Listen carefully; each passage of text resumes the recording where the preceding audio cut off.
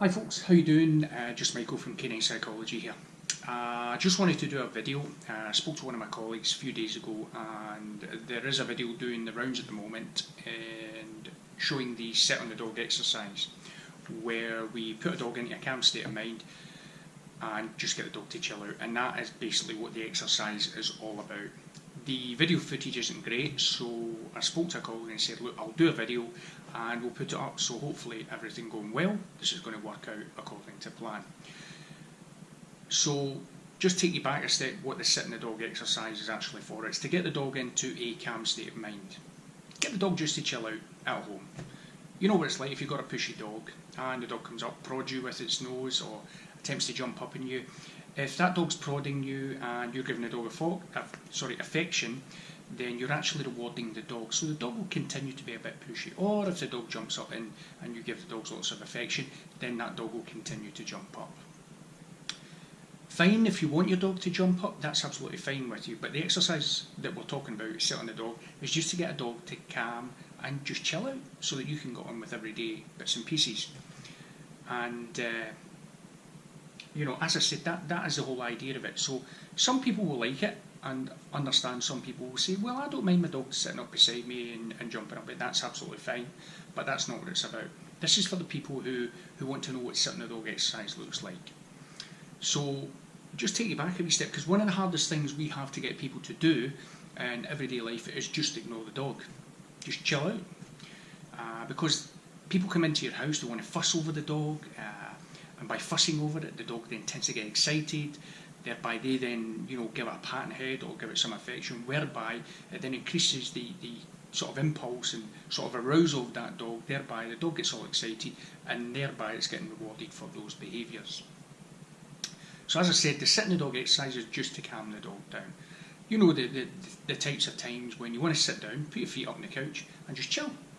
And you don't want to disturb, you want to watch a TV programme, and the last thing you want is a dog just disturbing you. So when we do the exercise, you're going to need quite a long lead. The idea being that the end of the lead sits underneath your thigh. We've got this 6 foot lead, it's a red lead here, as I've just shown you, it's 6 foot long, so thereby we connect it to the dog. For the purpose of the exercise, we're going to use a flat buckle collar. You can use a slip lead or a long line or whatever you want to use, but for the purpose of the exercise that we're going to demonstrate, we're going to use a 6 foot lead and just a flat buckle collar. As I said, you can use whichever you're comfortable for. So during the exercise, the lead will be connected to the dog. I will stick the lead underneath my thigh or my butt, and I'll just ignore the dog. During that time, I won't have any contact with it unless the dog attempts to jump up or tends to be a bit pushy. Then I'll push the dog away. I won't be rewarding that behaviour. I'm looking for the dog to go into a sort of default behaviour, i.e. sit or just lie down and just chill. And during that period, I will have no interaction with the dog whatsoever. As I said, the only interaction will be if the dog jumps up or gets a bit pushy with me. So there'll be no eye contact, no touching, no even speaking to the dog. Even when the dog goes into lying down or sitting, I won't even give them a marker word of good or yes to let them know that the exercise is over, etc. So what it also doesn't allow the dog to do by having the lead attached is for the dog to go and carry out any negative behaviour.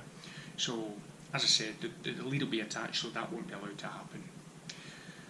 So once the dog starts to sit or lies down, I'll probably carry that exercise out for about a 30-minute period and just to see the dog totally chill out. And the idea being that over time, the dog will understand that's what I want it to do. Just be aware as well that not every dog is the same, and some will take longer than others. So this is really about patience. If you lose your patience, you're then going to fail the exercise, and obviously the dog will fail.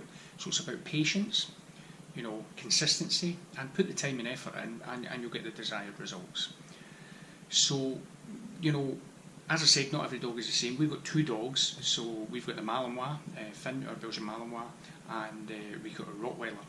So I'm going to do the exercise and I'm going to video both dogs just to show you the difference between both. Because Rico, our Rottweiler, tends to chill out very quickly. He's just a big laid back guy, whereas Finn, our Malinois, he tends to be a wee bit more highly driven, thereby sometimes it takes him a wee bit longer to chill out. Saying that though, whenever we do place training, which is another exercise that I'll cover later on, is that he tends to go to place straight away where Rico needs some coercion to get him there. So we need to probably tell him 2 or 3 times, but Finn or Mal goes there straight away. That's just the way things happen. So no doubt when I do the video, probably both of them are going to call me a liar, and they'll do their own thing. As I say, never work with dogs or children, because you'll always get it wrong. But anyway, so I'll do the videos, hope you enjoy them, and I'll touch base with you after we've produced those videos, just to talk over some of the things that might, go wrong or go right, and hope you enjoy them. Thank you for watching.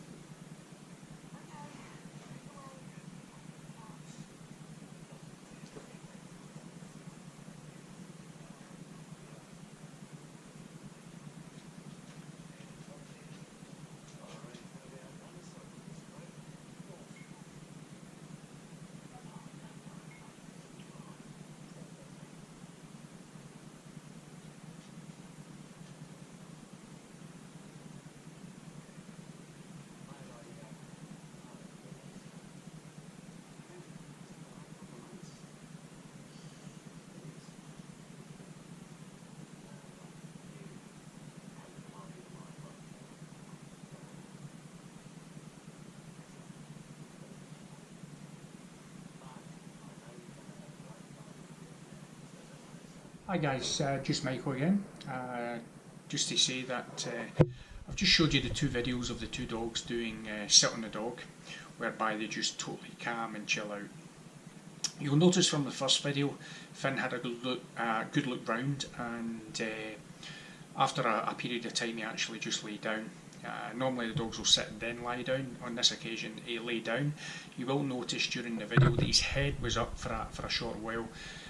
Because the video wasn't covering them, what I did was get up off the couch, go over and then just lower the camera level, and during that period you actually see he didn't move, although his head was sat up. It wasn't until I sat back down again that you will notice he actually puts his head onto the carpet. So after doing that, I would have normally done that for about 30 minutes just till he chills out. So next I brought Rico on camera, and you'll notice Rico actually, he came over to me at first and he wasn't getting any attention from me, thereby he then defaulted and he just lay down. You will notice Rico goes and lies down quite quickly, and he rests his chin on the floor. So I left him there for about just over a minute and a half, just to show the exercise. Again, I would generally just leave him there for about 30 minutes while I was just doing my own thing. So again, the idea of the sitting the dog exercise is so that you can just get the dogs into that nice calm state of mind when they're in the house.